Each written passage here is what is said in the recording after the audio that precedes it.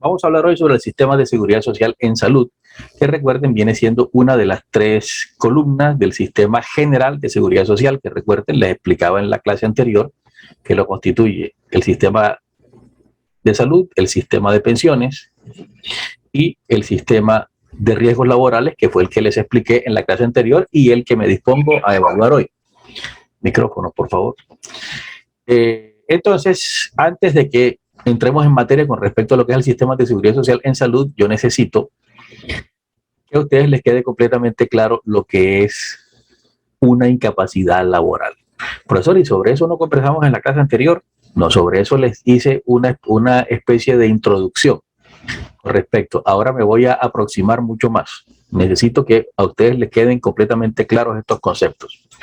Entonces, definámosla. Se define como la incapacidad que afronta un trabajador para laborar como consecuencia de una enfermedad o un accidente de trabajo. Entonces, observen ustedes, siempre el sistema se activa por uno de dos hechos que vienen siendo o una enfermedad o un accidente de trabajo. Así, secas. Esos son los dos hechos que hacen que se active, en este caso, el sistema de salud. Profesor, ¿y por qué habla de que se active el sistema de salud y no que se active el sistema de riesgos laborales? Si es lo mismo. No. Observen y ojo con estos puntos en el examen. Estoy diciendo como consecuencia de una enfermedad o un accidente de trabajo. No estoy diciendo como consecuencia de una enfermedad laboral. Entonces, ojo con esas cosas. No es lo mismo decir gimnasia que magnesia. No es lo mismo un momento que me monto, ni es lo mismo estar dormido que estar durmiendo. Analicen lo que les acabo de decir. Ojo con esta cuestión. Cuando se habla de incapacidad laboral, entonces dice que se define como la incapacidad que afronta un trabajador para laborar como consecuencia de una enfermedad o un accidente de trabajo. O sea, estamos hablando, digamos, en términos generales, ¿no? Con respecto al asunto. No estamos delimitando fronteras como en el caso del sistema de riesgos laborales, que únicamente se activa para lo que tiene que ver con accidentes de trabajo y enfermedades de carácter laboral. En este caso, con respecto al sistema de salud, pues es bastante más amplio el espectro. Entonces, ¿cómo se paga la incapacidad? Bueno, en caso de incapacidad comprobada para desempeñar sus labores ocasionada por enfermedad no laboral, se paga de la siguiente manera. Supongamos que la fecha de inicio de la incapacidad es 1 de abril, porque resulta que la persona pues se accidentó el último día de marzo, o resulta que se enfermó seriamente el último día de marzo, entonces pues día siguiente, ¿no? Bien, entonces, inicia la incapacidad 1 de abril y resulta que el trabajador tendrá derecho a que el empleador le pague un auxilio monetario hasta por 180 días. ¿Cuántos son 180 días? Son 6 meses. Recuerden que para efectos contables, para efectos legales, los meses se toman como de 30 días. Aunque, independientemente de que tengan 31, 30, 29 o 28. Entonces, ¿esto cómo funciona? Se produce la incapacidad, se genera la incapacidad y durante 6 meses el trabajador tendrá derecho a que se le pague casi como si estuviera trabajando, ¿no? Durante un término de 180 días. Ahora, estos 180 días se pagan de la siguiente manera. Los primeros 90 días, o sea, la mitad de este término de 180 días, van a pagarle las 2/3 partes del salario durante los primeros 90 días. O sea que si la persona se ganaba 2 millones de pesos, van a pagarle aproximadamente 1.200.000 pesos durante esos primeros 90 días. ¿Qué ocurre si el empleado aquí, cuando está terminando junio, cuando se cumplen los 90 días, todavía no se ha restablecido, ni se ha recuperado, ni se ha podido reintegrar a sus labores, o porque no se ha curado todavía? Pues entonces le siguen pagando, pero le bajan más todavía. Entonces, a partir del tercer mes, le van a pagar ya no las 2/3 partes, sino la mitad del salario correspondiente. O sea, si se ganaba 2 millones de pesos, van a pagarle 1 millón de pesos únicamente. Entonces, como se pueden dar cuenta, no es chévere, no es favorable para el bolsillo estar uno incapacitado, por lo menos no por lo que tiene que ver con enfermedad común o por un accidente que no sea laboral. existen dos clases de incapacidades médicas, las de origen común y las de origen profesional o laboral. Entonces, son de origen común las que tienen como causa un accidente o una enfermedad cuya ocurrencia no tuvo ninguna relación con el trabajo. Vamos a analizar aquí muy rápidamente este video. Yo les voy a plantear un escenario. Aclaro que es un escenario hipotético porque no me consta lo que voy a afirmar, pero yo voy a narrarles una situación, por favor me prestan especial atención. Voy a narrarles una situación con respecto a las circunstancias que rodean eso que estamos viendo en la imagen móvil, en el video que se repite y se repite. Y ustedes, según eso, me van a hacer un análisis del asunto. Bueno, el señor Juan Pepito, que es el que va en esa bicicleta,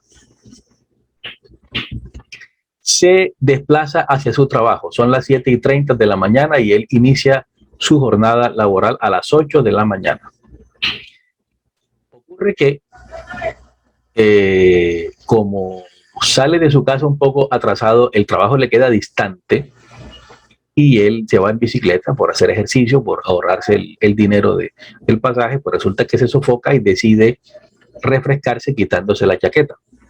Se quita la chaqueta de manera sumamente imprudente, sumamente pues, descuidada, y al momento de quitársela, puesto que lo hace sin dejar de pedalear, la chaqueta se enreda en los radios de la rueda delantera, frenándolo bruscamente y provocando su caída.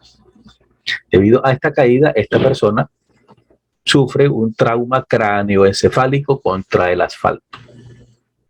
La pregunta es, y por favor me sustentan la respuesta, no se pongan a inventar. Ya les dije, trabajen con lo que les acabo de decir, no se pongan a estar inventando cosas raras. La pregunta es, ¿será o no será un accidente de trabajo? Me levantan la mano y yo le doy el uso de la palabra a quien la levante. A ver, no. Jefferson primero, después Edgar. Profe, eso no es considerado. Profe, ¿no me escucha? Sí, ahora sí.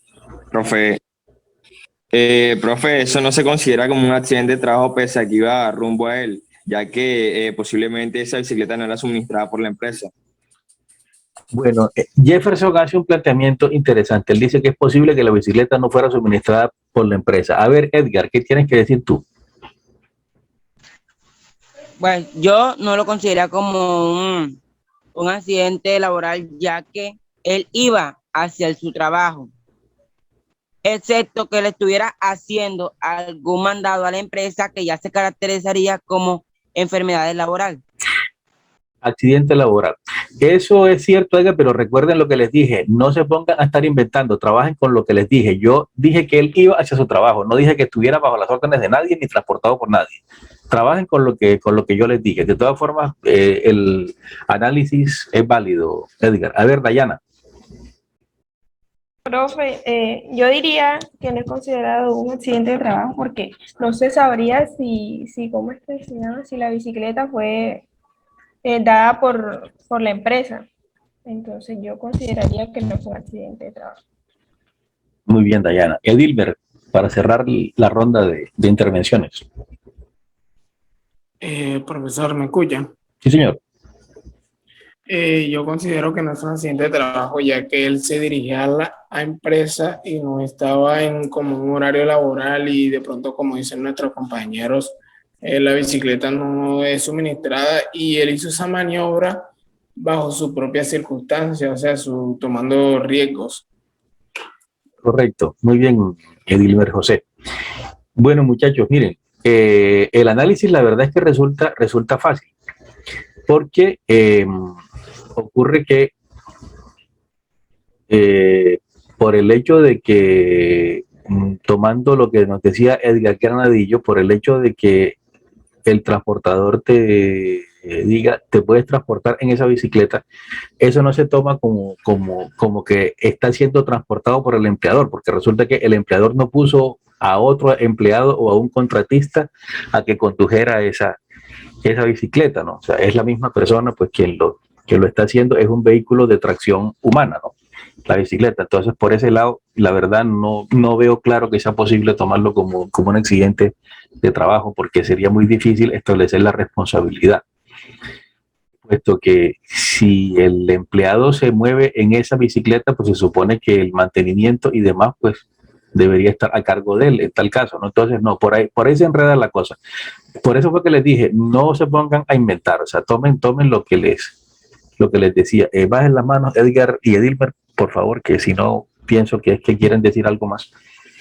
Entonces, ocurre que no será un accidente de trabajo. ¿Por qué? Recuerden lo que les dije, la persona va hacia su trabajo. No está bajo las órdenes del jefe, no está siendo transportado por el jefe, no, ni está en la empresa, ni está en horario laboral. O sea, no cumple con uno solo de los requisitos para que esto sea tomado como un accidente de trabajo. De modo que entonces la respuesta es no será un accidente de trabajo definitivamente, independientemente de que él haya cometido o no haya cometido una imprudencia, y esto se los hago a manera de nota, de aclaración. Si alguien se encuentra bajo las órdenes del empleador y por una imprudencia de esa misma persona, no del empleador, sino del mismo trabajador, que se descuidó, que miró hacia otro lado, que pasó una chica hermosa y pues bueno, por estar piropeándola, llegó y se impactó contra algo o algo así, eso sí va a ser siempre un accidente de trabajo. Y ahora no crean que la imprudencia exime de responsabilidad, que el descuido exime de responsabilidad a las aseguradoras de riesgos laborales. Sí va a hacerlo, o sea, el descuido pues no es válido como una causal de exclusión de responsabilidad, así es como se le llama. Entonces, acabo de hablarles de la primera de las dos clases de incapacidades médicas, que es, recuerden, las de origen común y las de origen profesional o laboral. Entonces, las de origen profesional o laboral son aquellas que por el contrario se originan en un accidente de trabajo. Aquí una vez más quiero que me ayuden con el análisis. Y ojo con esto, no sean ligeros. Analicen bien, pero muy bien, lo que está pasando en esa imagen. Por si acaso a alguno no le queda claro, porque el teléfono no le deja ver, yo le describo qué está pasando. Ustedes conocen estos sitios donde lavan carros, los gringos. No, como los gringos son tan flojos para hacer ciertos trabajos que son los que se van a hacer allá, los latinos que se van de aquí a hacer de mantecos allá, a hacer allá lo que no hicieron nunca aquí, se van incluso profesionales y demás. Entonces, ¿qué ocurre? No estoy diciendo mentiras, ¿oyeron? De cada 100 o de cada 1000 latinos que se van para allá, 999 se van a lavar platos, a cuidar personas, a hacer de barrenderos, a hacer de choferes, en fin, los trabajos que a los gringos no les gusta hacer. No crean que se van allá de glamour y apenas llegan pues se van montando en un Mercedes-Benz de salida. No, olvídense, el sueño americano no funciona de esa manera. Allá van a trabajar y a trabajar duro. ¿Que les pagan bien? Sí, según los parámetros de nosotros nos pagan bien. Allá no pagan bien. Esos son trabajos de nivel mínimo, de nivel básico. Bueno, entonces, ¿qué pasa? Como los gringos son tan flojos, no les gusta pasarle una hidrolavadora a sus carros. Entonces, ¿qué hacen? Llegan y pagan en algunos sitios, me imagino que los han visto en las películas, donde hay una plataforma móvil en la cual ellos suben al carro y el carro, pues va, o sea, la plataforma va moviendo el carro lentamente hacia adelante. Cuando, o sea, ingresa como en un túnel y en ese túnel, pues hay unos chorros de agua a presión que pues van enjuagando el carro, que lo humedecen, ¿no? Inicialmente.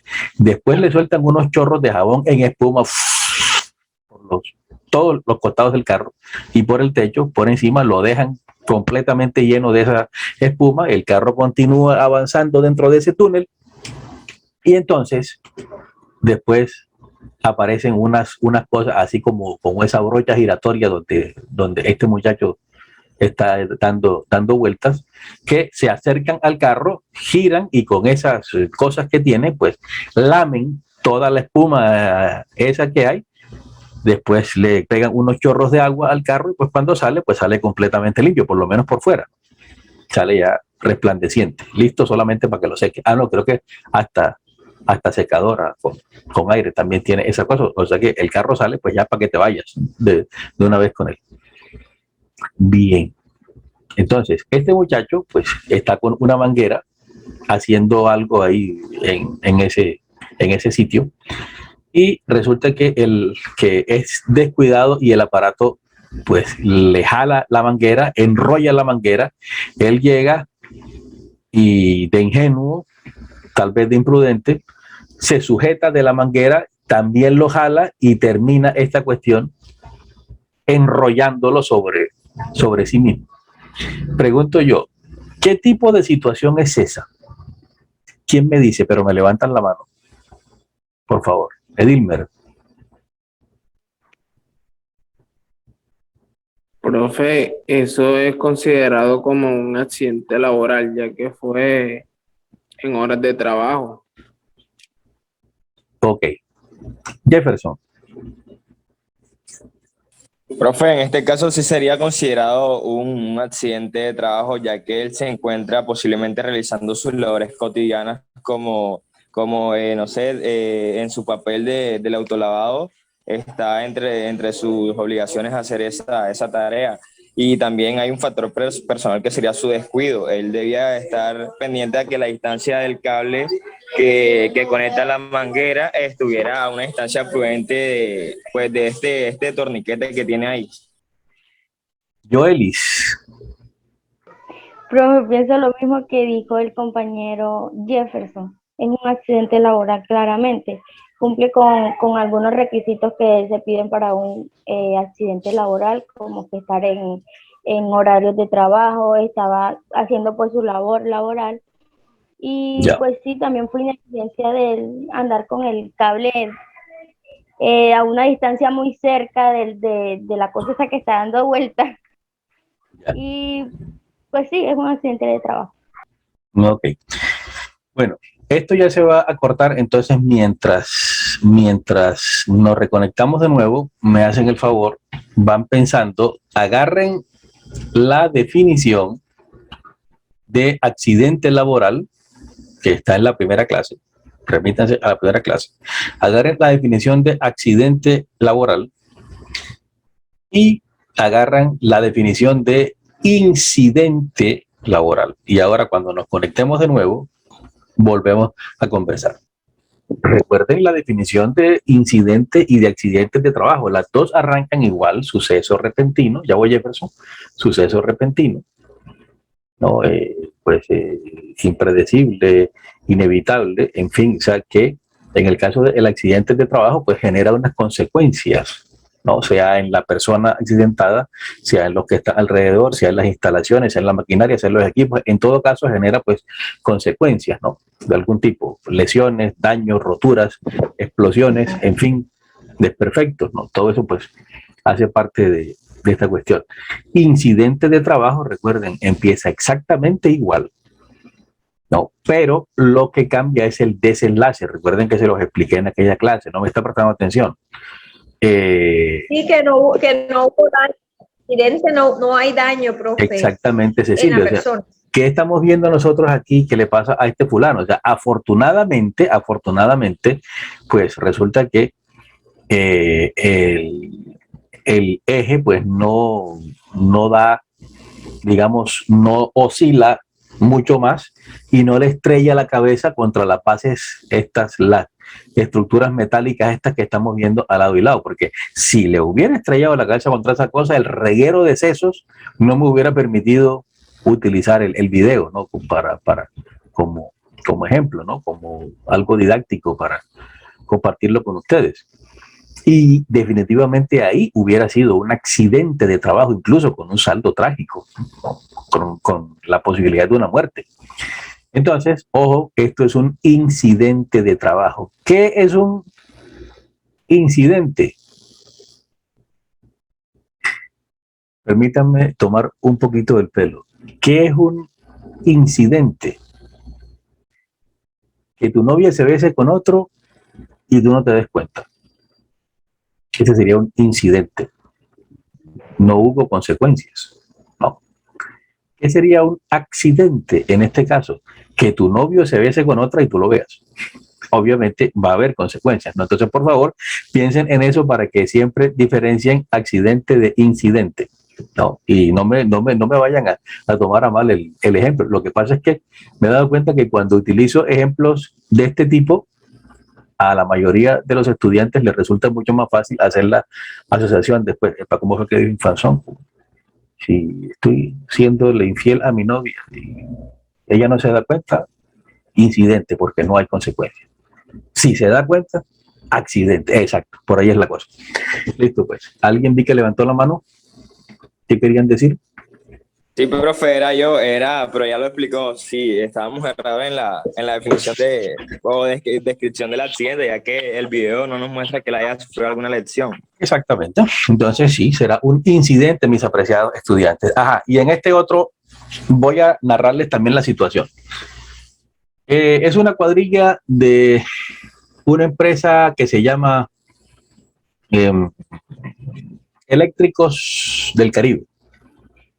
Eléctricos del Caribe, no dije ningún otro nombre. Resulta que pues ellos están haciendo un mantenimiento en una línea eléctrica que hay pues en una vía, ¿no? Así como lo están viendo pues donde ellos están. Ellos terminan de hacer el trabajo, su horario se cumple a las 5 de la tarde, pero ellos a las 4 terminan de hacer el trabajo y se ponen a hacer eso que están viendo ustedes ahí. Se ponen a hacer como una especie de concurso a ver quién, dándole un golpe a la pala para que la pala sirva como palanca, hace que el casco vuele por el aire y pues a ver a quién le queda puesto, ¿no? Como si se lo hubiera puesto con la mano, ¿no? Pues resulta que son cascos sumamente pesados, porque son cascos de seguridad. Bueno, de eso saben ustedes más que yo. Los cascos pues también tienen niveles, ¿no? Algunos son de un plástico más bien delgado, otros son de mucha más densidad y otros son incluso como de una fibra, que esos pesan como el carajo, que son los que utilizan pues las personas que trabajan en armerías y pues cosas así, son los que usan nuestros soldados en el ejército. Y eso. Bueno, entonces, ¿qué pasa? Resulta que estos dos señores terminan descalabrados. Ojo, así es como se dice, no escalabrado, no, descalabrado, así es como se dice, con D. Y resulta que pues llegan y dicen ellos, o sea, se presentan ambos con la cabeza rota. ¿Dónde? Donde el empleador. Pregunto yo, ¿será o no será un accidente laboral? Me levantan la mano como les dije antes. Oigan, no inventen, tomen lo que les dije, nada más. No se pongan a pensar en que y si tal cosa y si tal otra. No. Según el escenario que les describí. A ver, Juliana, que fue la primera que levantó la mano. Después Edgar, después Dayana. Ok, pues usted dijo que no estaban, ya habían terminado su trabajo, ya se terminó su turno. No diría ni que es un accidente ni un incidente, sino un acto inseguro, estar jugando o así hacer bromas, porque obviamente se presta como para accidentes o incidentes, ya diría, es un acto inseguro. Correcto. La pregunta es, ¿será o no será un accidente de trabajo esto que ellos les pasó? A ver, Edgar. Profe, para mí sí es un accidente de trabajo, ya que estaba en su turno laboral, aunque terminaron temprano, pero todavía estaban en su hora laborando. A ver, Dayana. Yo diría que no, porque no estaban haciendo lo que les correspondía. O sea, no estaban realizando su trabajo. Estaban en la hora, pero ya habían terminado y no les correspondía jugar con los cascos. Entonces yo diría que no. Correcto. Edilmer, ya para cerrar.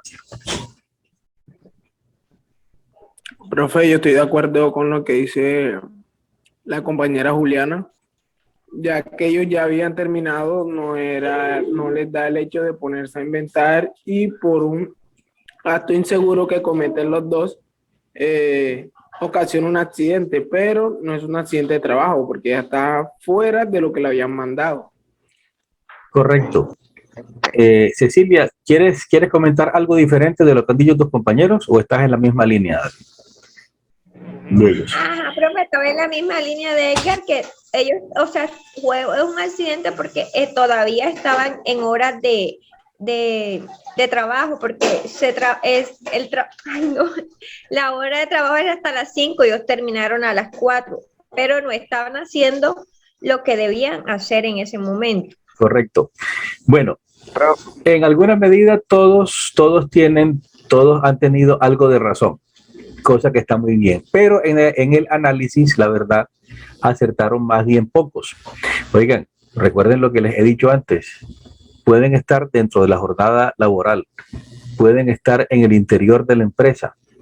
Si lo que están haciendo no tiene absolutamente nada que ver con sus funciones, pues sencillamente no va a ser considerado como un accidente de trabajo. O sea, estos tipos lo que estaban era jugando. Yo no dije en ningún momento que su jefe inmediato les dijo, vamos a organizar un concurso aquí, a ver quién se pone el casco impulsándolo por una pala y al que logre ponérselo bien, le doy un día libre.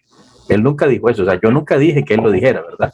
De modo que entonces, no, estos tipos llegaron, terminaron a las 4 de la tarde, un trabajo que estaba proyectado supuestamente para las 5, y dijeron, vamos a quedarnos aquí mamando gallo una hora antes, porque si llegamos una hora antes a la empresa nos mandan para otro servicio. De modo que entonces nos quedamos quietos y mientras tanto tomamos el pelo. ¿Qué podemos hacer? No, vamos ahí a tomar el pelo con los cascos. Y empezaron con esa cuestión y ambos terminaron con la cabeza rota. Entonces, definitivamente, pues, no va a ser un accidente de trabajo. Así como les estoy diciendo que lo analicen. Si dejáramos volar la imaginación, podríamos decir, profe, pero ¿y si no queda ningún registro? Si no queda ningún registro, pues entonces se puede, ellos podrían decir que algo cayó y los golpeó en la cabeza. La cuestión, sí lo pueden decir. Eso es completamente cierto. Hay tipos que son especialistas en fabricar, digo yo, escenas del crimen.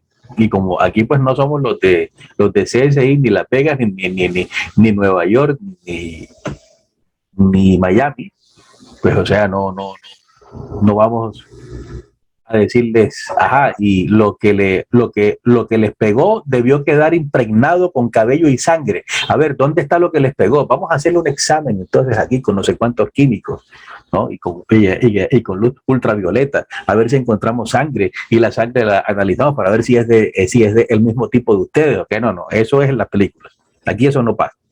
Entonces, pues sí podrían echar el embuste, pero yo no les estoy diciendo que dejen volar la imaginación, yo les estoy diciendo que se remitan a lo que yo les estoy describiendo, así tal cual como se los estoy describiendo. Entonces no se pongan a estar inventando. Eso no será un accidente de trabajo a la luz de lo que yo les acabo de decir. Vamos con el tercero y último que quiero que analicemos. Por favor, me bajan las manos Dayana y Cecilia. Observen lo que pasa aquí. Yo veo un portón cayendo sobre una persona, ¿no? ¿Será o no será un accidente de trabajo? Y aquí sí los dejo que la imaginación vuele.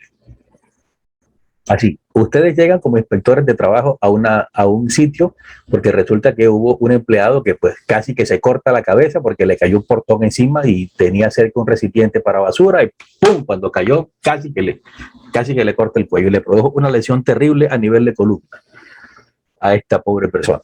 Entonces ustedes llegan a investigar. A ver, Edgar, que fue el primero que levantó la mano. ¿Esto qué será? Profe, según lo que yo veo, es un accidente de trabajo, ya que fue a cerrar el portón y como que se desvalijó las ruedas del carril y le cayó encima el portón. O sea, si estaba en sus horas de trabajo. Confiado, él empujó la reja para que corriera sola, pero no sabía que se iba a descarrilar, pero ahí sí ocurrió un accidente de trabajo. ¿Quién fue el segundo en levantar la mano? No recuerdo si fue... No veo. Yo, profe. Jared. Ajá, ¿quién fue? Jared. Bueno, Jared. Adelante. Profe, sí, absolutamente para mí es un accidente de trabajo, ya que el portón es de la empresa, el mantenimiento tiene que ser de la empresa y como él estaba dentro de su horario de trabajo, como dijo el compañero anteriormente, se considera un accidente ya que de pronto se pudo haber lesionado la cabeza, alguna muñeca de la mano o algo así. Y se puede considerar como un accidente para mí. Mírale. Profe, como dijeron los compañeros, ya dijeron casi todo lo que yo me imaginé, pues sí, el portón, también podemos decir que el portón no estaba muy bien, De mantenimiento. en unas buenas condiciones, sí, en unas buenas condiciones, porque para que se cayera así rápido, Y sí lo considero un accidente de trabajo, profe. Ok, ya para cerrar, Joelis. Bueno, profe, sí, a mí, ya un momento. Sí, dime. Es que al frente están trabajando y ellos tienen una bulla. Tranquila, Bueno, profe, te entiendo. si a mí me llaman a investigar ese caso, lo primero que yo me preguntaría es, ¿qué hace ese bote de basura ahí? O sea, no está totalmente fuera de lugar porque, ajá, eso no va ahí. Y sí, si es un accidente de trabajo, porque ajá, está en sus horas laborales, está cumpliendo su trabajo, y pues ajá, él, pongamos que él es el portero y obviamente tenía que cerrar el portón. Entonces sí, eso, el portón es una responsabilidad de la empresa, mirar que esté bien y esas cosas, entonces sí, es un accidente de trabajo. Ok, Joelis. Bueno, hay una serie de cosas que no tomaron en cuenta ustedes. La primera de ellas es que todos están partiendo de la base de que abrir y cerrar el portón hace parte de las funciones de esta persona. Profe, disculpe. Sí, Lo que pasa es que me acabo de dar cuenta aquí y no veo como que el portón esté sostenido en algo, sino que está recostado como a las dos cositas azules que no sé cómo se llaman, que están estas. ahí. Sí, señor.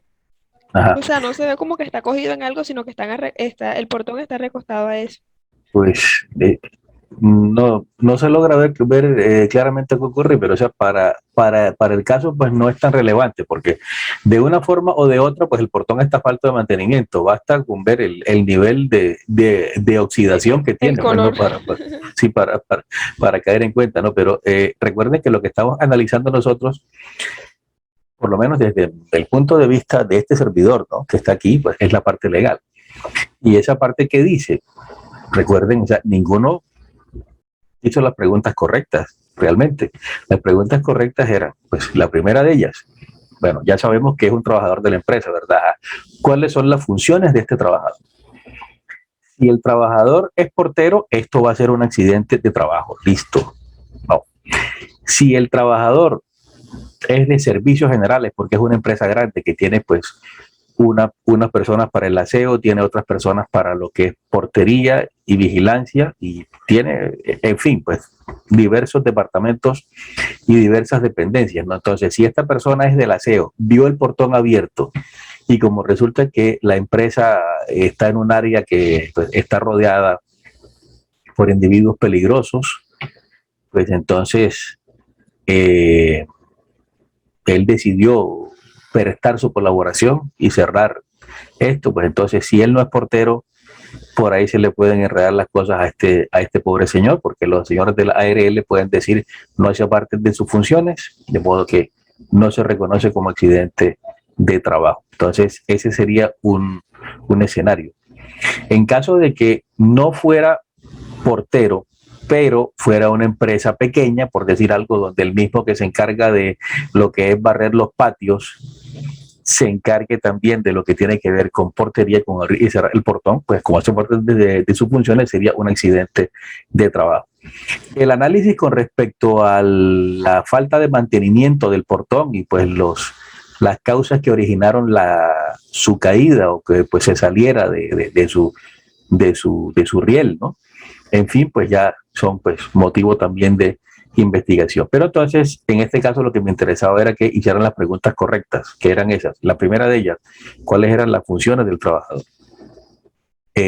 Por todo lo demás, pues se supone que estaba en su horario de trabajo, tenía puesto su uniforme, es un trabajador de la empresa. Entonces, pues lo que queda, digamos, ahí vagando es la idea o es llegar a la convicción de si esta persona lo que estaba haciendo se encontraba dentro de sus funciones o si, y ojo con esto, basta con que alguien desde el segundo piso le chiflara y le dijera al señor de servicios generales, fulanito, hazme el favor, ciérrate esa puerta, ciérrate ese portón. Recuerden que las órdenes del empleador matan todo. Siempre y cuando usted esté cumpliendo órdenes del empleador, puede pasar cualquier cosa y va a ser tomado como un accidente de trabajo. Cuéntame, Joelis. Profe, o sea que si el cerrar el portón no estaba dentro de sus funciones, sino que él vio el portón abierto y fue y lo cerró, pero había una persona específica para que hiciera esa labor y él la hizo porque le nació. O sea, no es un accidente de trabajo. Recuerden lo que les he dicho, creo que en todas las clases, cada loro en su estaca.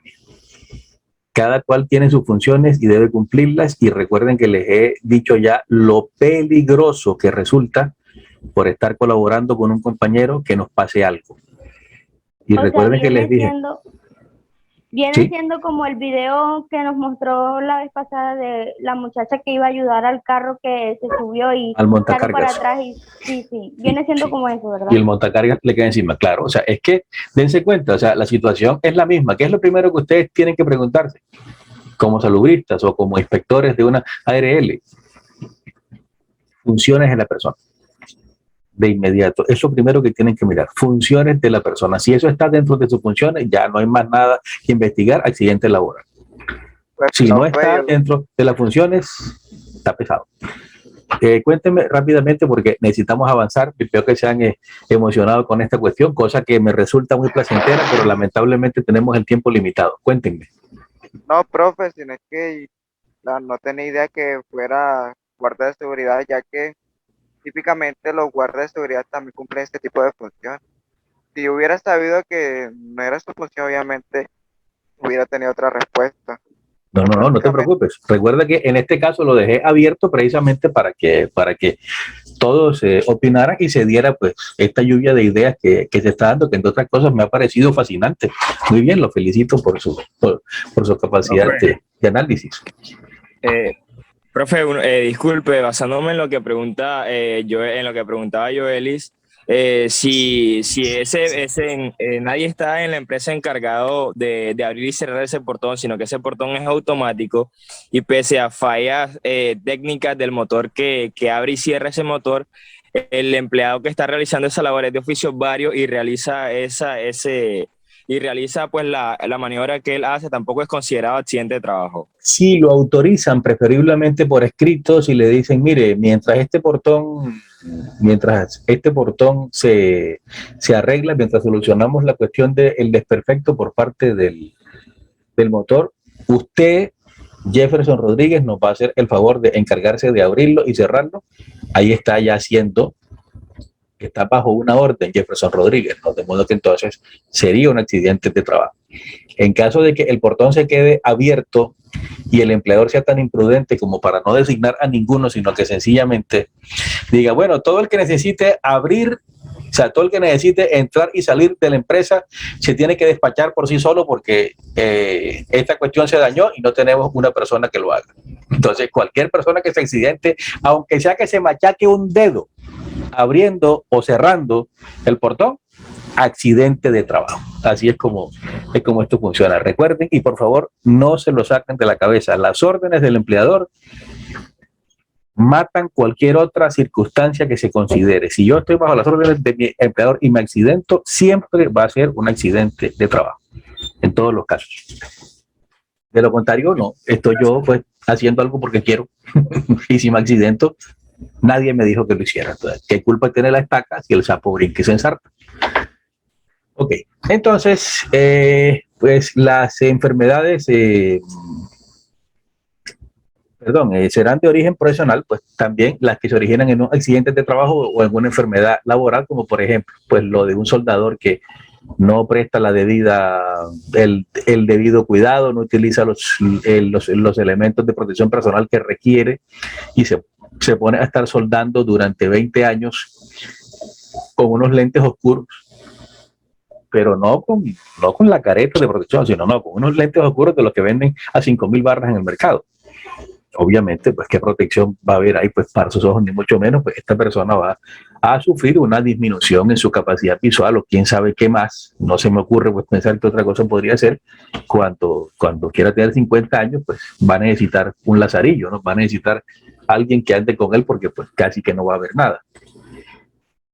Lo mismo pues con las personas que no hacen caso y se ponen a estar cargando de manera indebida, levantando pesos, entonces pues terminan ganándose esto que están viendo aquí, que son las hernias discales, ¿no? Este cosito rojo, esta es una imagen parcial de nuestra columna, donde estas son las vértebras, ¿no? Son los huesos de la columna, que funcionan como si fueran una bisagra, hacen así, carajo, hacen así, y cuando la persona carga pues muchos pesos o levanta los pesos de manera indebida, pues entonces esto azulito que está aquí, que son los discos intervertebrales, se empiezan a aplanar, como si agarráramos la carne de una hamburguesa entre dos panes y le pusiéramos el pie, que la carne llega y hace esto así, no, se riega un poco. Bueno, así igualito pasa con los discos intervertebrales y es cuando se producen las hernias discales.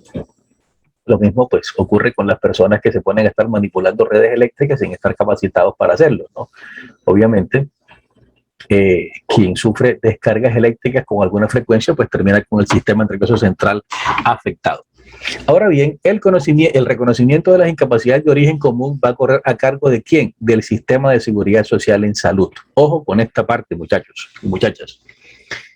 Reconocimiento de las incapacidades de origen común corre a cargo del sistema de seguridad social en salud. Recuerden que ese es el vecino del que nos interesa a nosotros, que es el de riesgos laborales, ¿no? El sistema de salud, recuerden, se encarga de todo lo que son enfermedades de origen común y lo que es maternidad. Ese es el sistema de salud. No, el sistema de riesgos laborales se encarga de lo que son accidentes de trabajo y enfermedades generadas o causadas por causa laboral. Entonces, aquí las incapacidades de origen común corren a cargo del sistema de seguridad social en salud, que es el de las EPS, esta que estamos viendo acá, que algunas pues ya no existen, ¿no? Y por otra parte, el pago de las incapacidades que se generan por causa laboral, que es lo que nos interesa a nosotros, va a ser cubierto por el sistema de riesgos laborales. Entonces, a continuación, les muestro la manera como se pagan las incapacidades temporales de origen profesional y de origen común. Incapacidades de origen profesional o laboral, ¿cómo se pagan? Con el 100% del salario base de cotización desde el día siguiente a aquel en que ocurrió el accidente de trabajo y se extienden hasta el momento en que el trabajador se rehabilite, se readapte o se cure, o de la declaración de su incapacidad permanente parcial, de su pensión por invalidez o de su fallecimiento, de su muerte. Entonces, la incapacidad de origen laboral, pues ya saben, desde el día siguiente a cuando se produce el accidente hasta cuando se dé cualquiera de las circunstancias estas que les acabo de decir hace un momento. Repito, si es que se rehabilite, que se readapte, que se cure, que se le declare la incapacidad permanente parcial, que se le declare la pensión de invalidez o que la persona fallezca. Hasta ahí llega esa incapacidad. A cargo de la administradora de riesgos laborales, ARL, el asunto, pues, ¿cómo va a estar? Bueno, van a pagarle con el 100% del salario base de cotización, que ahí es donde está, digamos, lo bueno. Si es que algo de bueno puede tener accidentarse uno o enfermarse uno, y pues para que eso justifique permanecer en la casa y que le sigan dando un auxilio económico, ¿no? por el hecho pues de no poder trabajar. Yo creo que eso no es bueno. O sea, estar enfermo yo no creo que sea bueno para absolutamente nadie, ¿no? Entonces, ¿cómo se paga esta incapacidad? Bueno, estará a cargo de la administradora de riesgos profesionales. Hay un micrófono abierto, por favor. Estará a cargo de la administradora de riesgos profesionales y se reconocerá y pagará durante 180 días. Estos 180 días iniciales son prorrogables por un periodo igual siempre que sea necesario para el tratamiento o rehabilitación del afiliado. Observen que en ninguna parte he dicho que aquí pagan 66% y en la que sigue 50%. Eso es para el caso de las enfermedades de origen común y de los accidentes que son por causa común. Aquí estamos en accidentes laborales, de modo que aquí te siguen pagando tu sueldo tal cual como lo venías recibiendo. Entonces, ¿qué pasa? Hablé de 180 días iniciales que son prorrogables por otros 180 días para un total de 360 días, perdón. Eso se entiende en términos contables y en términos legales como un año, 360 días. Agotado este término, o sea, cuando se cumple ese año de estar la persona incapacitada, deberá llevarse a cabo la calificación de la pérdida de la capacidad laboral del incapacitado. ¿Quiénes van a encargarse de eso?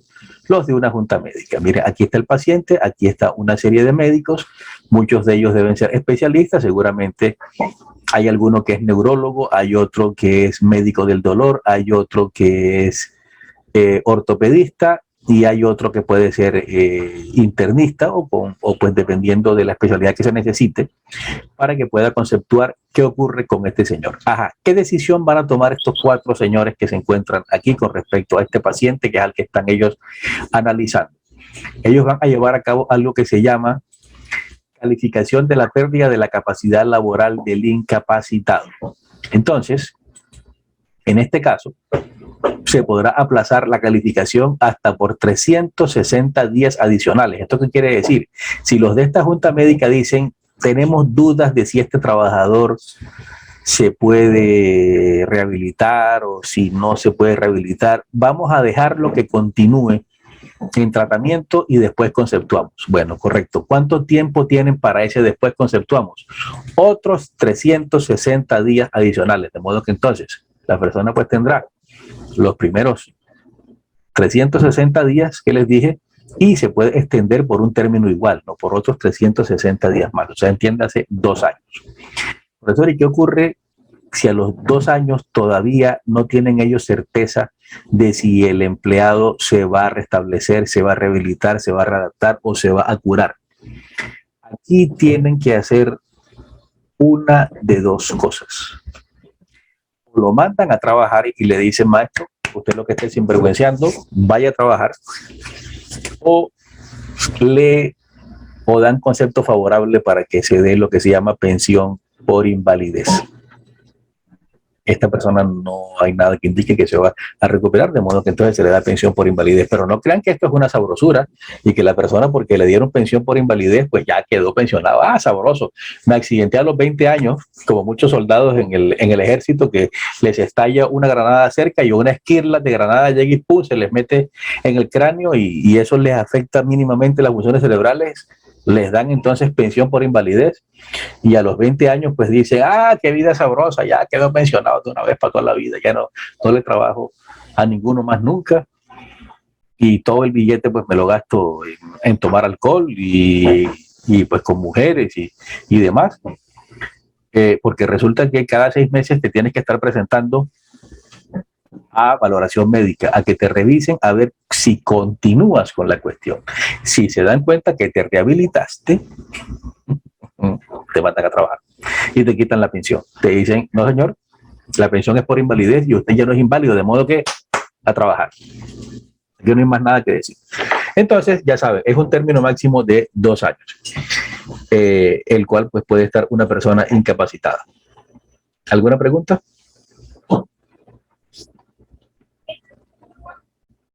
Sí.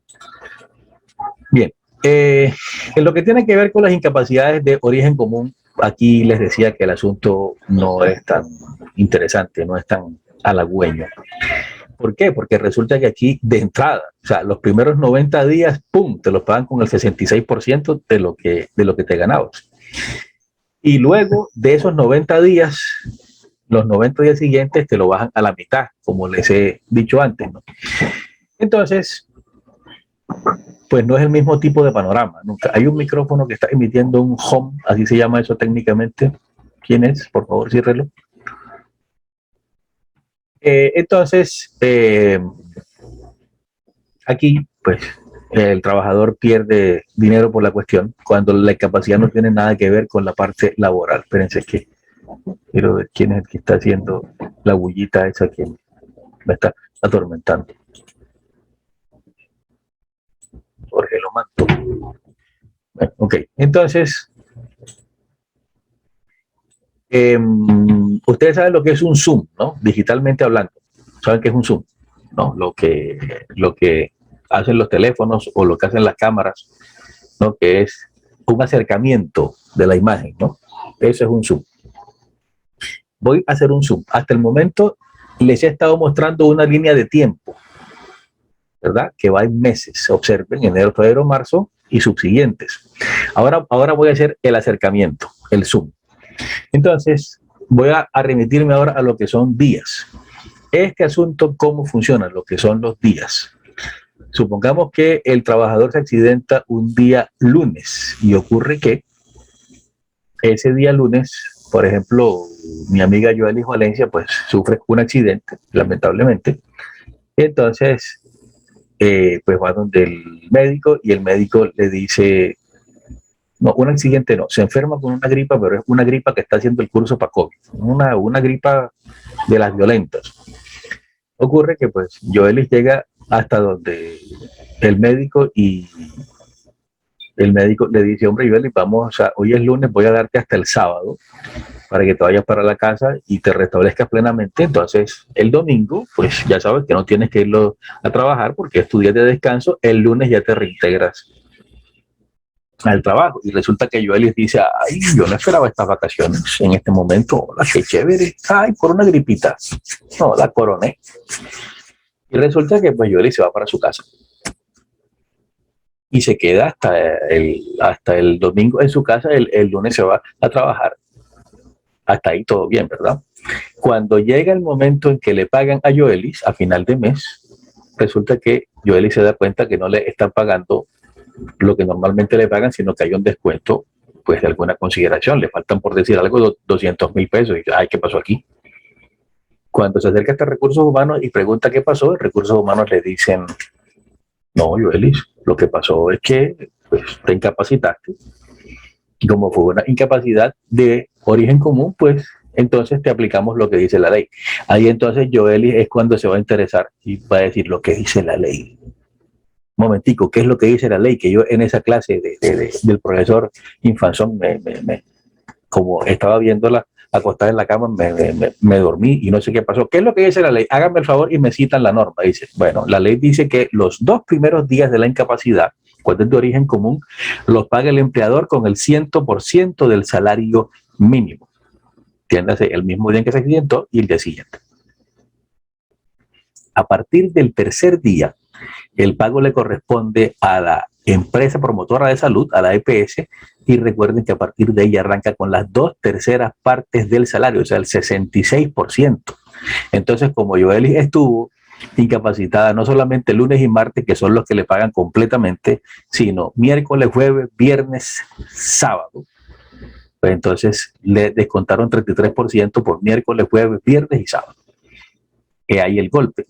Entonces, ¿qué ocurre? Que mi amiga Joelis aprende la lección, dice el dicho que al puerco no lo tapan 2 veces, y resulta que Joelis, la próxima vez que tenga una gripa, por muy violenta que esté la gripa, Joelis, cuando el médico le diga, bueno, Joelis, entonces voy a darte 5 días de incapacidad o 6 días de incapacidad, porque esta gripa está terrible, está fuerte, Joelis, ¿qué va a hacer? Le va a decir al médico, no, doctor, deme 2 solamente. Pero como si yo te veo que estás mal, tienes fiebre, el cuerpo te duele, en fin, tienes congestión nasal. En fin. No, doctor, 2 días nada más, no me dé más, no se preocupe, yo voy a comer. Bueno, si el médico es pues conocido tuyo, en fin, pues te da 2 días y con eso pues no sufres ningún descuento, Joelis, ¿no? Ahora, y les aclaro para que no sientan, o sea, para que no crean cosas raras. Si el médico dice, no señora, usted necesita 6 días para que se restablezca, me da mucha pena, él es el que manda. No nos podemos oponer a ese dictamen. Nosotros veremos si somos groseros y le decimos, no, doctor, entonces no me dé nada, me voy de aquí. ¿Qué va a hacer el médico? Bueno, vete, listo, no tienes incapacidad, de aquí te vas a trabajar. Entonces, porque si no te descuentan el día. Ya, ¿qué salió perdiendo? El empleado. Entonces, mis apreciados estudiantes, así es como esta cuestión funciona. Vamos a hacer un paso muy rápido por lo que es el sistema de seguridad social en salud. Entonces, arrancamos. ¿Quiénes pueden prestar los servicios en el sistema de seguridad en salud?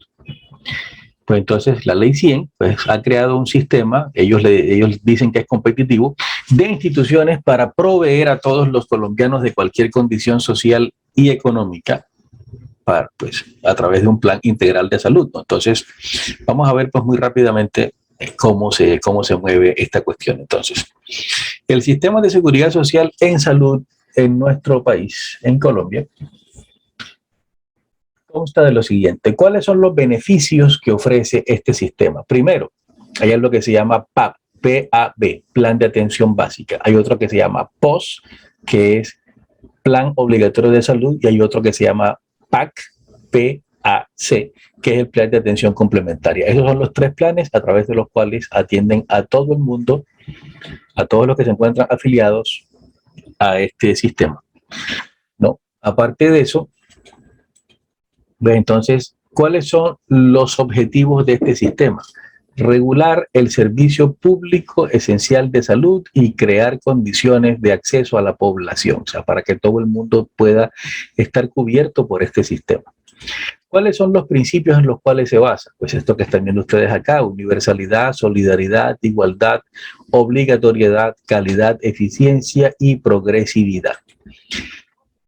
¿Cómo es la afiliación en este sistema? ¿Será que yo me puedo sustraer a ella? ¿Será que si yo quiero, pues no me meto? En fin, no. Si estoy trabajando, debo estar dentro. Por lo tanto, se considera como obligatoria. ¿Cuáles son los regímenes de este sistema? Son básicamente dos: el régimen contributivo y el régimen subsidiado. ¿Quiénes pertenecen al régimen contributivo? Las personas vinculadas laboralmente por relación de trabajo. O sea, los pensionados, los independientes con capacidad de pago y los servidores públicos. Entiéndase, las personas que podemos pagar para estar pues dentro del sistema. En el caso del régimen subsidiado, ¿quiénes son las personas que pertenecen a él? Pues quienes están al otro lado de la moneda, quienes no tienen capacidad de pago, personas que no tienen un ingreso fijo, personas de muy bajos recursos, en fin, o personas que no tienen ningún tipo de ingreso. ¿Cuáles son los prestadores del servicio? Directamente lo prestan las IPS, recuerden, instituciones prestadoras de servicios de salud, que aportan todos los recursos necesarios para la recuperación de la salud. ¿Cuál es el monto de la cotización? Va a ser del 12,5% del salario base de cotización del trabajador. De ese 12,5%, 8,5% lo aporta el empleador y 4% el trabajador. Vean la diferencia que hay. En el caso del sistema de riesgos laborales, es únicamente el empleador quien hace el aporte. En este caso, el empleador paga una parte, pues la mayor parte, y la otra la paga el trabajador. ¿A quiénes cobija el sistema? A todos los habitantes de Colombia, personas nacionales o extranjeras residentes en el país. ¿Quiénes son las aseguradoras? Las empresas promotoras de salud, que son entidades privadas que aseguran a la población. Estoy teniendo problemas con mis lentes ya también. Bueno, ¿qué es la UPC? Bueno, esto a nosotros la verdad es que no nos interesa, pues de todas formas se los defino. La UPC es un valor que reciben las EPS por la prestación del servicio. Por cada afiliado que tienen, a ellos se les da anualmente tanto. Esto es lo que usted tiene para que atienda a esta persona. Eso es la UPC, Unidad de Pago por Capitación. Micrófonos, por favor. Entonces, ¿cuál es la composición básica del sistema de salud?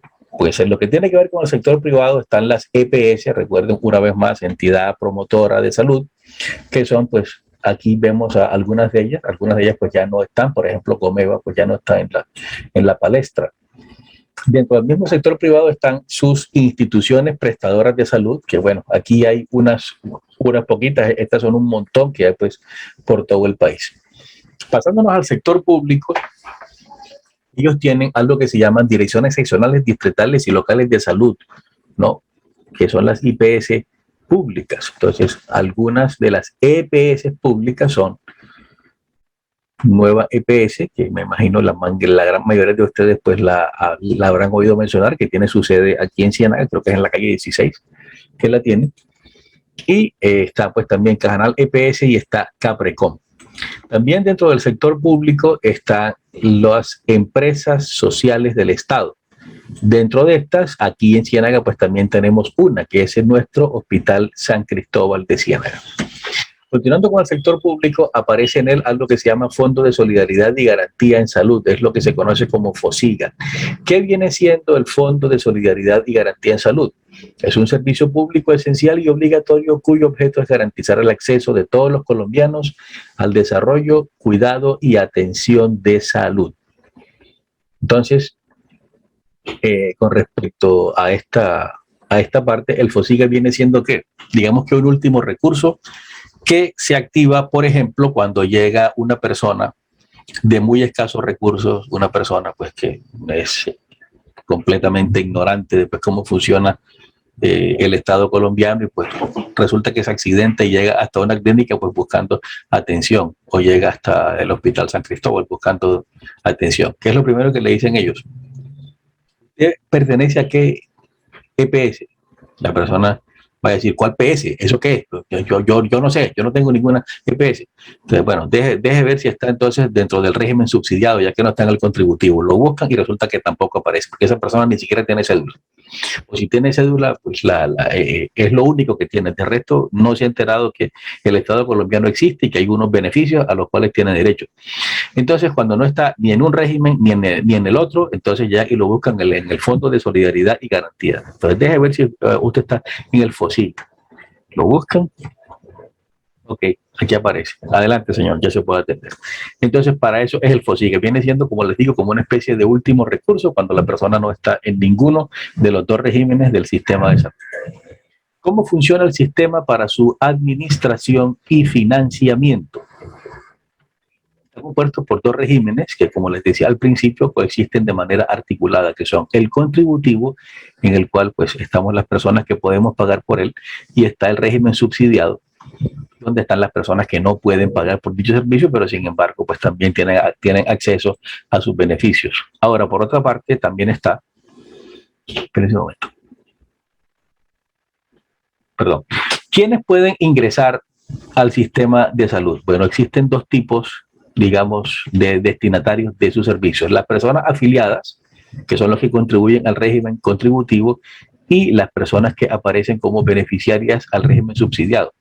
Ahora también hay algo que se ha extendido, que es que las personas vinculadas o participantes, así es como se les llama, no son afiliados, son personas vinculadas o participantes, que son aquellas que sin tener la calidad de beneficiarias del régimen subsidiado, temporalmente pueden recibir los servicios.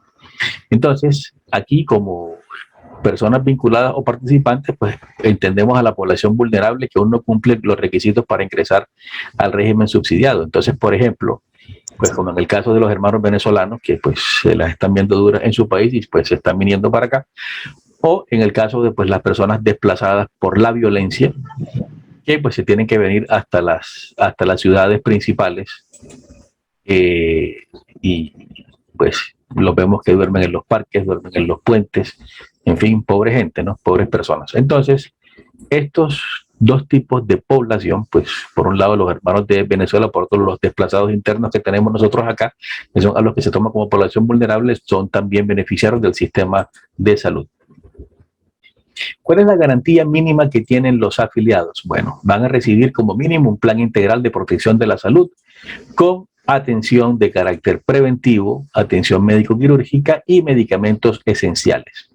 A estas tres cosas que están viendo ustedes acá es a lo que normalmente nosotros conocemos como el POS, Plan Obligatorio de Salud. No sé si en algún momento les ha pasado que llegan, ustedes se sienten mal, van donde el médico general en la EPS y el médico general, si es amigo de ustedes o si es amigo de sus papás o si es consciente, les dirá, bueno, mira, tú lo que tienes es tal cosa.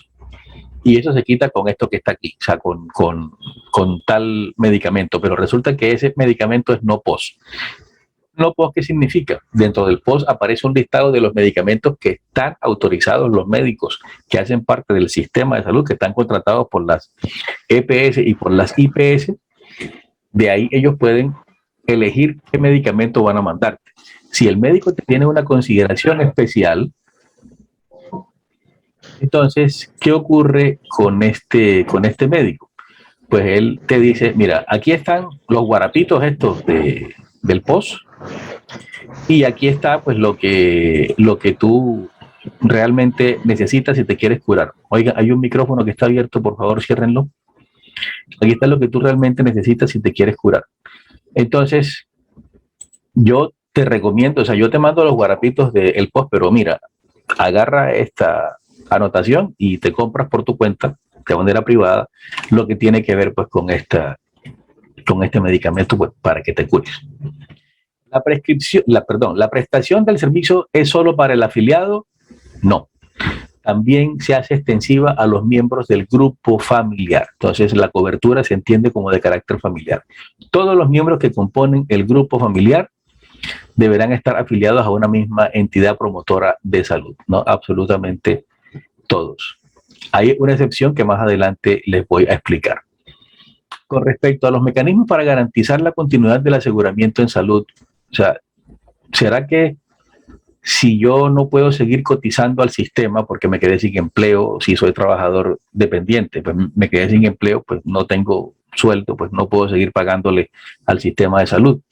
Y si soy trabajador independiente, si yo mismo pues me busco mis ocupaciones y pues tengo mi empleo, si soy carpintero, soy electricista, en fin, no trabajo para ninguna empresa, sino que yo mismo normalmente pues venía pagando lo que tiene que ver con mi seguridad social, o sea, entre otros con el sistema de salud, pues entonces, y resulta que me quedé sin ingresos por efectos de la pandemia, entonces no puedo seguir. ¿Será que entonces, como no puedo seguir pagando, pues me dejan sin servicios de salud, pum, de una vez, así, de golpe, sin más nada? Si un carro me lleva por delante, ¿será que me dejan que me muera como un perro en la parte de afuera de la clínica porque no tengo cubrimiento ya?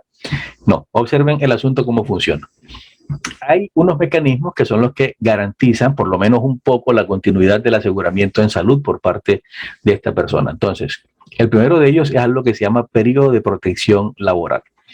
¿Cuál es el periodo de protección laboral? Bueno, cuando el empleador reporte la novedad de terminación del vínculo laboral, o sea, este trabajador ya no está trabajando conmigo, o sea que no voy a seguir pagándole sus cotizaciones, o cuando el trabajador independiente pierda las condiciones para continuar como cotizante y reporte la novedad, como le estoy diciendo, un carpintero que por efectos de la pandemia no le cae trabajo hace año y medio, pues obviamente no puede seguir pagando. Entonces, ¿qué ocurre con eso?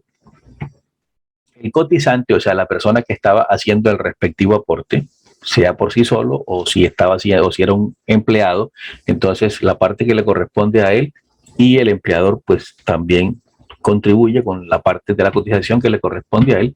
Entonces, en caso de que la persona pues quede sin ingreso y no pueda seguir pagando, tanto él como su núcleo familiar van a gozar del periodo de protección laboral hasta por 1 o 3 meses más, contados a partir del día siguiente del vencimiento del periodo o días por los cuales se efectúa la última cotización. Entonces, durante el periodo de protección laboral, el asunto cómo va a funcionar. Entonces, el cotizante, su núcleo familiar, tendrán derecho a la prestación de los servicios de salud del plan de beneficios por el periodo de 1 mes. O sea que si se terminó, o sea, si la persona no puede seguir pagando, pues hasta el último día de marzo, por decir algo, pues entonces tiene cubrimiento por 30 días por todo el mes que viene, ¿no? Esto, pero tiene un requisito que es que debe haber estado inscrito en la misma EPS como mínimo durante el año anterior, durante los 12 meses anteriores. Tendrá derecho a 1 mes de protección laboral. Ahora, tendrán derecho a la prestación de los servicios públicos de salud del plan de beneficios por 3 meses. Ojo, ya no por 1, sino por 3, cuando haya el cotizante estado inscrito de manera continua durante 5 años o más con la misma EPS. Entonces, eso es lo que hace la diferencia entre que el cubrimiento sea por 30 días o sea por 90 días. Así es como esto funciona.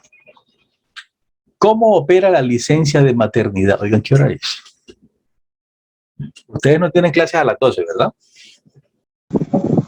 O sea, no tienen clase con nadie más a las 12. Tienen clases ahora de nuevo, ¿qué? A las 2 de la tarde. Jóvenes, con ustedes.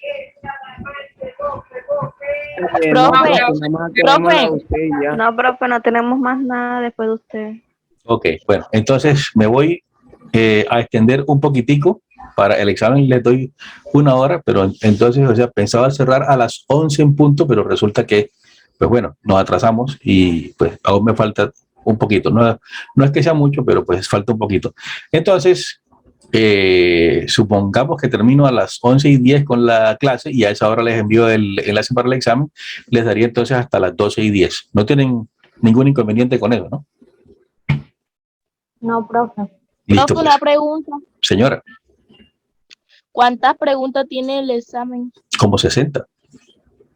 Profe, entonces, Carajo, entonces profe, no tengo nada, entonces profe. 1 hora no. Ah, Está bromeando, está bromeando. Ya tienes 60 para enamorar. No, creo que tiene 14. 14 y son preguntas de análisis, pero con una respuesta única, o falso o verdadero, o seleccione la respuesta correcta, ¿no? No hay preguntas de desarrollo. De todas maneras, y aprovecho para decirles de una vez, no se confíen de las preguntas, basta con que yo cambie un verbo en la pregunta, que yo coloque, que en vez de detener, coloque seguir, para que diga exactamente lo contrario de lo que dice la norma, ¿no? Entonces, ojo con las preguntas de falso y verdadero, ojo con las preguntas de selección múltiple. El examen está fácil, ¿para quién? Para quien leyó el material y lo tiene claro. Para quien no, pues bueno, póngase pila, porque hay unas notas en los grupos anteriores que me están resultando verdaderamente escandalosas, verdaderamente lamentables. Hay notas de 1.50 y cosas así. Hombre, qué horror. Alguien que saca 1.50 en un examen es porque no tiene NPI de el material que se está evaluando. ¿Saben qué es NPI? No, profe. Hombre, ¿cómo va a ser posible que no sepan lo que es NPI? Ni idea del parcial. Ni puta idea. Por ahí, Profe, Ajá. ¿y cuánto tiene la nota del parcial si sacan todas las preguntas buenas? 5. Ok. 5. 5. Pero el porcentaje, ahí sale 5 de 5 o algún porcentaje o algo. Como es a través de formularios de Google, pues los formularios de Google, por ejemplo, yo los programo desde 0 hasta 500, la nota. ¿Para qué? Para que me permita trabajar con decimales. Entonces, cada pregunta vale 3.8 décimas, pero resulta que la puntuación en los formularios de Google no es con decimales, de modo que entonces lo que hago es que en vez de ponerlo de 1 a 5 o de 1 a 50, lo pongo de 1 a 500. Entonces, por decir algo, si ustedes sacan 471, su nota va a ser 470. Ya ha habido notas más altas, ha habido notas de 480 incluso, o sea, no, hasta el momento no ha habido un rendimiento perfecto que llegue al 5, pero sí ha habido notas muy por encima del 4, ¿no? Y ha habido notas muy bajas también, como les estoy diciendo, para los que NPI con respecto al material del examen. Ahí sí me da mucha pena. Yo hago todo lo posible por explicar, yo facilito todo lo que puedo, pero si algunos de ustedes no quieren estudiar, no se preocupen, el semestre que viene en el Infotel lo recibimos con muchísimo gusto y tratamos de enseñarles una vez más. Bueno, que por ese lado no tenemos problema. Listo. Entonces, ¿cómo opera la licencia de maternidad? Para el reconocimiento y pago de la prestación de la licencia de maternidad, conforme a las disposiciones laborales vigentes, se requerirá que la afiliada cotizante hubiere efectuado aportes durante los meses que corresponden al periodo de gestación. Bien, ¿esto qué significa? Observen ustedes, aquí es donde mucha gente se pela. Y por eso hay más de uno que dice, no, es que los abogados hablan muy enredados. No, es que el lenguaje jurídico es sumamente complejo, no, ni uno ni otro, es simple cuestión de análisis y sentido común. Ven lo que dice aquí. Para el reconocimiento y pago de la prestación de la licencia de maternidad conforme a las disposiciones laborales vigentes, se requerirá que la afiliada cotizante hubiere efectuado aportes durante los meses que corresponden al periodo de gestación. No es cualquier persona del grupo familiar. Por ejemplo, si resulta que mi amigo Jefferson pues tiene a su compañera y Jefferson está trabajando conmigo, que soy su empleador, entonces el que está trabajando conmigo es Jefferson. Él es quien está haciendo la cotización al sistema de salud junto conmigo, ¿verdad? Su compañera no está trabajando conmigo. De hecho, su compañera no está trabajando. Ella está en la casa ocupándose de la ingeniería doméstica, que es ama de casa. Entonces, ¿qué ocurre? El que está cotizando es Jefferson. Si su esposa sale embarazada, pues cuando la esposa de Jefferson dé a luz su criatura, yo no tengo por qué reconocerle nada a la esposa de Jefferson, puesto que no es mi empleada. Y a Jefferson yo le reconoceré algo que se llama licencia de paternidad, pero no es de lo que estoy hablando en este momento. Estoy hablando en este caso de licencia de maternidad. Entonces, ¿cómo se activa la licencia de maternidad? Que mi amiga Joelis Valencia esté trabajando conmigo, esté embarazada o que yo ya la haya contratado estando embarazada y resulta que ella dé a luz a su criatura. En ese caso, y con las condiciones que a continuación les voy a explicar, a Joelis yo deberé reconocerle, por ser ella pues la cotizante directamente, deberé reconocerle su licencia de maternidad, que va a ser de 18 semanas, siempre y cuando hayamos hecho los respectivos aportes durante todo el tiempo que estuvo Joelis en su gestación, ya durante todo su tiempo de embarazo. Joelis tendrá 18 semanas. ¿Y esas 18 semanas cómo se mueven, profe? Bueno, resulta que, pues si Joelis puede seguir trabajando hasta el mismo día del parto, porque resulta que pues, no tuvo malestares, porque la barriguita pues no le creció tanto y ella pues quiere seguir trabajando, pues entonces la licencia arranca desde el mismo día en que Joelis tiene a su criatura. A partir de ahí le contamos 18 semanas que habrá que pagarle, aunque ella no las esté trabajando, ¿verdad? Esa es la licencia de maternidad. Si Joelis se siente mal una semana antes, ella puede solicitar al jefe, le dice, mire jefe, ¿será que me pueden dar la licencia? Tengo las piernas hinchadas y me duele pues bastante acá la parte baja de la espalda. Pues, ¿cómo no, Joelis? No hay ningún problema. Entonces, Joelis disfruta de las 18 semanas a partir de ahí. Supongamos que la semana tiene a su criatura, no hay ningún problema. Listo, continúan corriendo las 17 semanas restantes. Entonces son 18 semanas. Eso es lo que necesito que les quede claro y que solamente se le reconoce a la trabajadora cuando es ella quien está cotizando. No es cuando el esposo de ella es el que está trabajando y ella está en la casa encargándose de la ingeniería doméstica. Entonces, ¿está quedando claro eso? Sí, señor. Sí, o sea, profe, que en este caso se le pagaría es a Jefferson. Así la esposa esté embarazada porque él es el que está trabajando con usted. No hay. Jefferson le daríamos algo que no les he explicado todavía, que se llama licencia de paternidad, que son solamente 8 días. Si no estoy mal, son 8 días. creo que son unos días de descanso que le dan para que esté con Sí, exacto. Se llama así, licencia de paternidad, y son 8 días. Solamente a la madre se le dan 18 semanas. Hasta el momento, pues que yo sepa, no ha salido embarazado ningún hombre, ¿no? Entonces, pues no hay licencia de maternidad para los hombres, ¿no? Únicamente para las mujeres.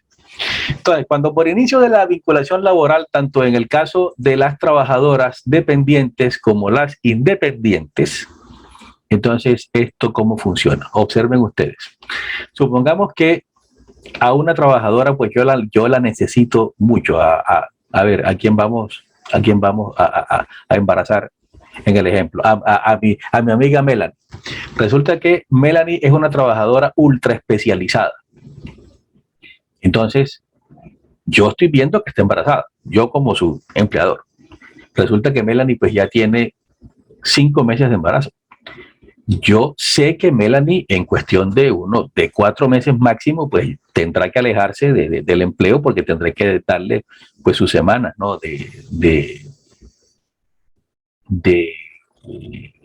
de licencia de maternidad, pero como la necesito, pues entonces la contrato, porque de paso les digo algo, que contraten a una trabajadora, a una mujer estando embarazada, es difícil. ¿Por qué? Porque, o sea, y es injusto que así sea, porque los empleadores, ¿qué es lo que hacen? Llegan y hacen la cuenta y dicen, no, yo llego a contratar a esta señora en 3 meses, 4 meses máximo, y ahí me sale con la cuestión de la licencia de maternidad y tengo yo que buscar a alguien más que haga su trabajo. Mientras tanto, no, me da mucha pena, pero yo me quedo de una vez con una que no venga con con el encargo, que no venga así con la barriguita llena como esta que está aquí. Entonces, ¿qué ocurre si la trabajadora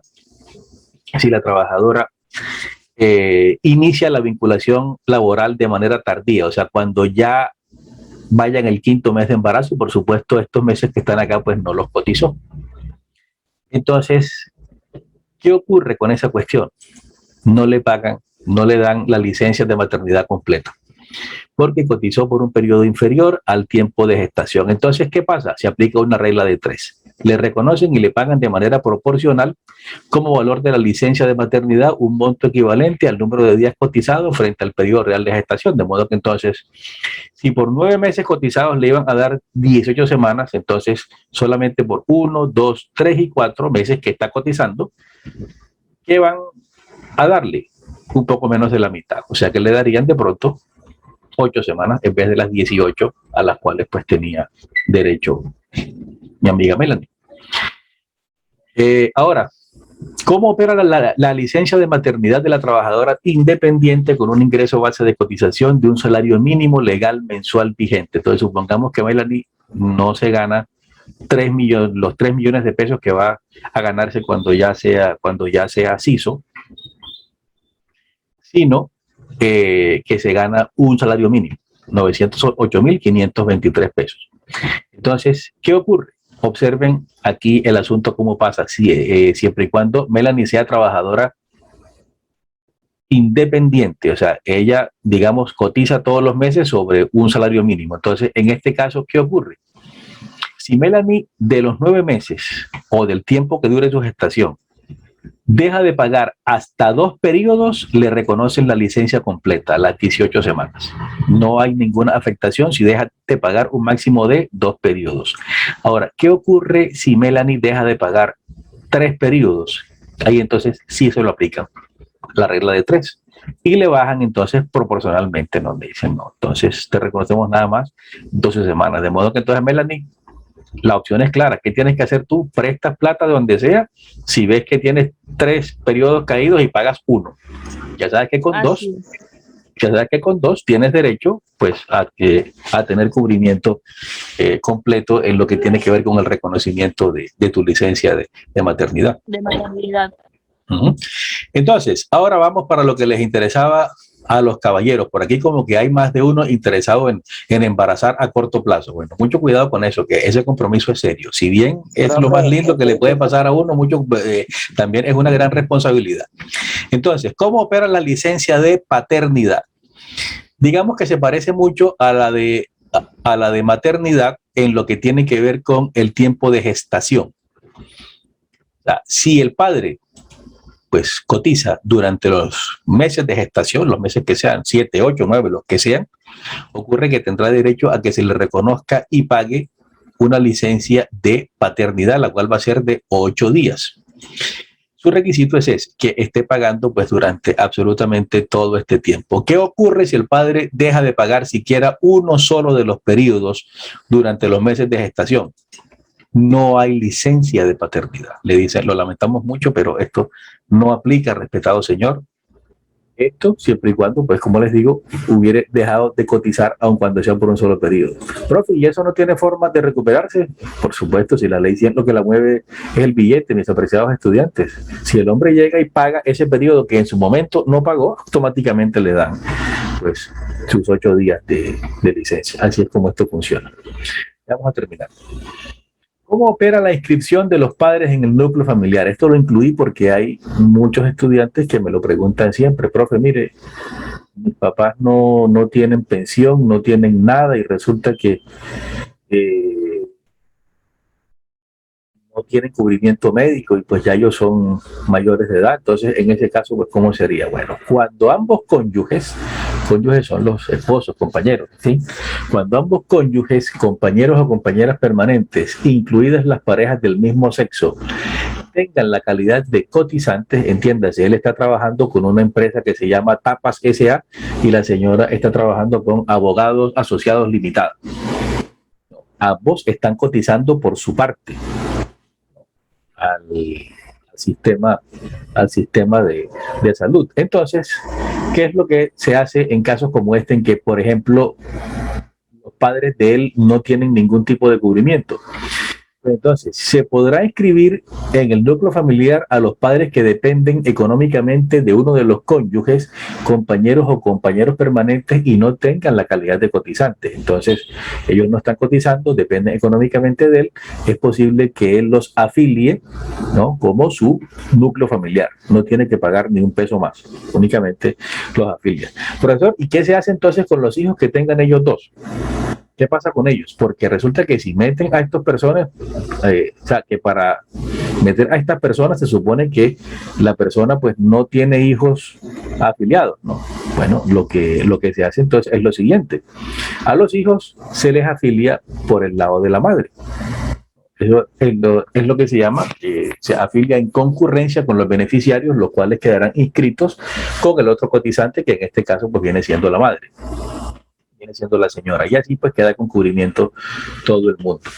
Ahora, si uno de los cónyuges, compañero o compañero permanente cotizante, dejare de ostentar tal calidad, o sea, deja de ser cotizante, despidieron a la señora del empleo por el motivo que fuera, los padres puedan continuar inscritos en la misma como afiliados adicionales, cancelando por ello unos valores extra, unos valores adicionales que son los del afiliado adicional. Entonces quedarían ellos también acá, pero habría que pagar una cuota que, por cierto, no es baja, no es nada baja, para que estos señores tuvieran cubrimiento médico. Y así es como esta cuestión funciona, mis apreciados estudiantes. ¿Cuáles son los requisitos que requieren estas personas para que puedan ingresar dentro del grupo familiar del cotizante? Deben depender económicamente de él, o sea, no deben tener ni salario, ni pensión, ni otro tipo de ingresos. Se supone que él los mantiene. Deben estar hasta el 4º grado de consanguinidad o 2º de afinidad, y no pueden ser cotizantes o beneficiarios en el régimen contributivo. Tampoco. Bueno, ok. Este afiliado tiene derecho a la prestación de los servicios de salud del plan de beneficios, pero en ningún caso a prestaciones económicas, entiéndase, dinero como tal, esas indemnizaciones y cosas así no les van a dar, únicamente lo que tiene que ver con beneficios en lo que respecta a la salud. El periodo mínimo de inscripción y pago de estos afiliados será de un mínimo de 1 año, excepto cuando el afiliado cotizante deje de reunir las condiciones para continuar como cotizante. Entonces, por ejemplo, si el señor estaba como afiliado adicional de este hijo que tiene acá, pero resulta que lo contratan, consigue a sus 65 años que alguien le dé empleo, pues entonces ya automáticamente sale del grupo familiar del hijo y él empieza a cotizar directamente. Así es como esto funciona. Y con esto, mis apreciados estudiantes, terminamos este pasón muy rápido por lo que es nuestro sistema de salud. Bueno, un abrazo para todos. Profe, gracias. Les deseo éxito en ese examen y nos vemos la semana que viene a la misma hora y por el mismo canal. Listo, conversamos, pues que la pasen bien. Chao, profe.